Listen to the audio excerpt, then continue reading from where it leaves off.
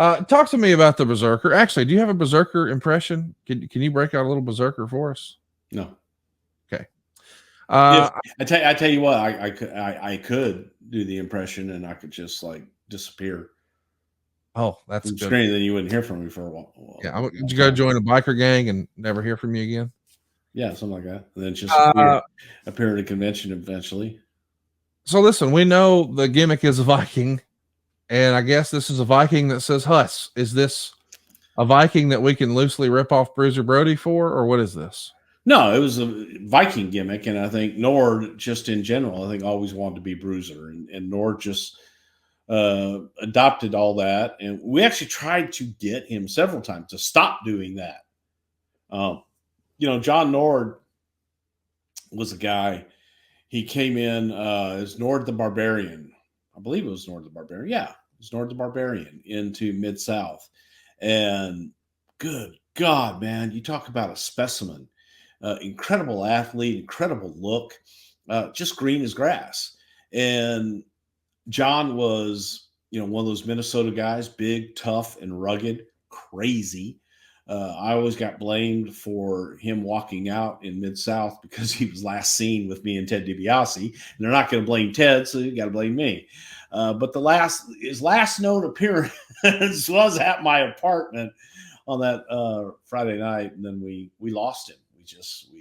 He never showed up again for a long, long time, and then we brought him in here as Berserker. But it was a Viking gimmick, an old world, Norway Viking heritage gimmick, and he just tried to adapt all the stuff of Brody and kind of as a tribute to Brody, and did all of his mannerisms and what have you. And I think that in many ways, I think that hurt him, because those that knew Brody would compare to Brody, and he wasn't Bruiser Brody.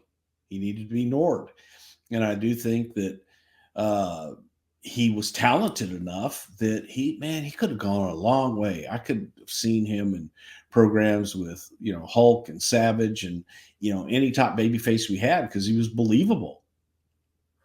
6'8", a monster, trained by Eddie Sharkey. He's going to go by the Barbarian, Nord the Barbarian. He's even going to team with Bruiser Brody at different points in his career. He'd work against the Von Erichs, work in the Pacific Northwest. But here, as we see, if you're watching over at somethingtowrestle.com, he's put with Mr. Fuji. And I guess by this point, Bruiser Brody is no longer with us. Maybe he's doing this gimmick and persona as a tribute, but he's almost a clumsy and cartoonish Viking. I don't know. How many Vikings do you know? Just a few. Okay. He's holding his wrist. He's licking his hand. He's shouting Huss.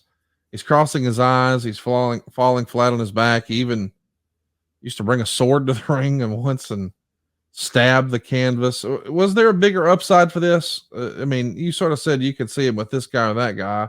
Why didn't that happen? Is it because he was just because John was crazy. John still is crazy, I imagine. I haven't seen him in years, but lovable guy. But just, you know what? He lived life, man. He lived life to the fullest and didn't always take things as seriously as he probably should have, and wasn't reliable. And he was one of those guys that went on the European tour and didn't come back. So that was kind of that, to me, I was like, at least I wasn't on the tour so they could blame me. But that was his MO. So he wasn't really reliable. So it's kind of hard to get behind somebody like that. They've got to prove themselves. And just when they get to that point of, hey, this could be next, then doesn't work. You sort of said before that there were certain guys that you ran across in wrestling who were sort of scared of success. Maybe you've used different phrasing, but that's certainly the implication.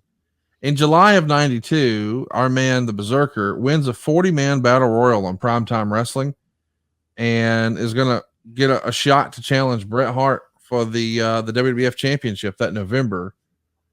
But before we get there, after he won that one in July of 92, as we all know, in August of 92, he just disappears after SummerSlam 92. But he does get brought back. It's not like that's when he's fired.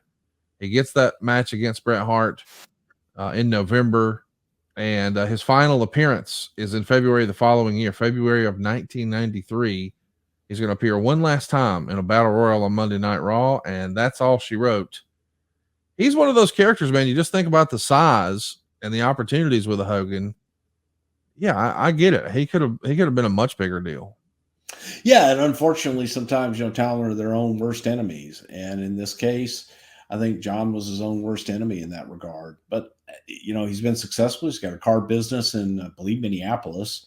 Does some extremely entertaining commercials. You check those out if you can. Nord Autos. It's hey, got no credit? We don't care. You got no money? We don't care. You don't make your payment on time? We care. Just good, fun stuff. And he's a hardworking guy. So, I mean, he's one of those people that will always survive, but you have to think, what could have been with him. Got no credit? We don't care. No down payment? We still don't care. Don't make your payment.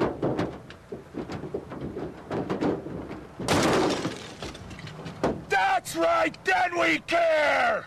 We're Nord Motor Company, located a mile west of Anoka on Highway 10. And with payments as low as $82 a month. That didn't hurt much, did it?